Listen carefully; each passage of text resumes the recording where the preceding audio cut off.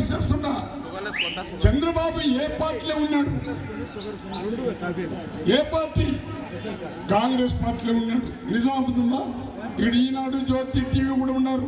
మేము ఎక్కడన్నా కొంచెం మా నోటి నుంచి అంత మిస్టేక్ రాబోతుందా, దాన్ని టీవీలో చూపించిపోతారా అనే ఆలోచనతో మీరు ఉంటారు.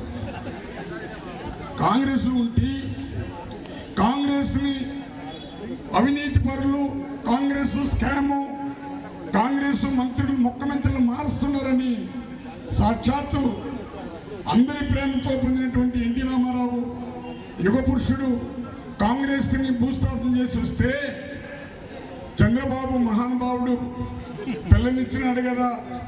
ఆ రోజేమో ప్రగల్భాలు పలికినాడు, నేను ఎన్టీ రామారావుతోనే పోటీ చేస్తా, మా మామతోనే పోటీ చేస్తాను. ఆవిడ తరిమి కొట్టేస్తున్నారు చంద్రగిరిలో. రామారావు గెలిచాడు, మంత్రి అయినాడు. 2వ నెలకే పోయి కాళ్ళు పట్టుకొని ఆమె భార్య, 2వ భార్య లక్ష్మీభారతి కాళ్ళు పట్టుకొని పోయి చేరి అంతకుముందు ఒక కుతంత్రం ఏర్పాటు చేసుకున్నాడు. ఎన్టీ రామారావు ఎవరికి ఇచ్చినా చంద్రబాబు బీఫార్మ్ ఇమ్మన్న వాళ్ళకి ఇచ్చారు. వాళ్ళు కూడా వాళ్ళకి డబ్బులు ఇచ్చాడు. రామారావుని దించాలంటే అది సామాన్యం కాదు.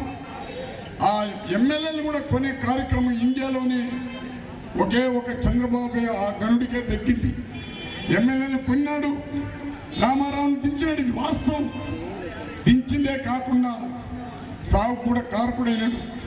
అందుకే చంద్రబాబుకి నయవంచకుడు, అందులో ఆయన నయవంచకుడు కాకుండా వెన్నుపోటుదారుడు, పెత్తందారులకు కొమ్ము కాసే మహానుభావుడని పేరు కూడా రావడం జరిగింది. కానీ ఈనాడు జ్యోతి టీవీ ఏ రోజు కూడా చంద్రబాబు చేసిన తప్పుని ఎత్తి చూపించలా. మళ్ళీ అంతటితో ఆగల. మళ్ళీ చంద్రబాబు ఏమన్నాడంటే ఎవరైనా ఎస్సీగా పుడతారన్నాడు.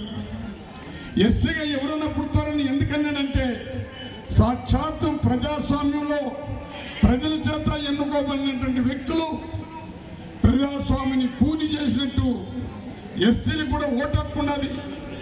ఎస్సీలు, ఎస్టీలు, బీసీలు, మైనార్టీలు లేకపోతే సర్పంచ్ దగ్గర నుంచి ఎమ్మెల్యే వరకు కూడా ఎవరు గెలవరు.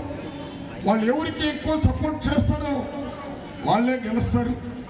ఎస్సీలుగా పుడతారని చెప్పి మమ్మల్ని అవమానపరిచాడు. పోనీ అందరితో వదిలినాడా? మాలో మాలా మాదిగానే ఉండండి, మాలా మాదిగలు మేము ఒకటిగా ఉన్నాము. మళ్ళీ చీల్చినాడు. ఏమైనా పెద్దపీట వేసినాడంటే అది జీరోనే చేశాడు. కానీ ఈరోజు జగన్మోహన్ రెడ్డి వచ్చాడు, మాలా మాదిగల్ని కలిపాడు, సమానంగా మంత్రి పదవులు ఇచ్చాడు.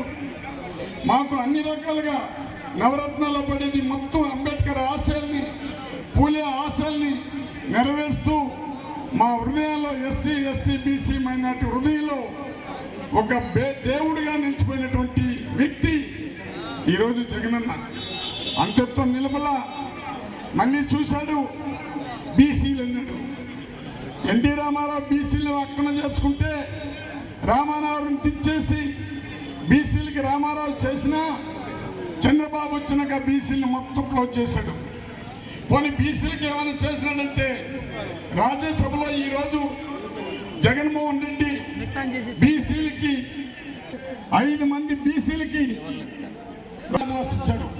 12 మంది ఉంటే 5 మంది యాదవులకు ఇచ్చాడు.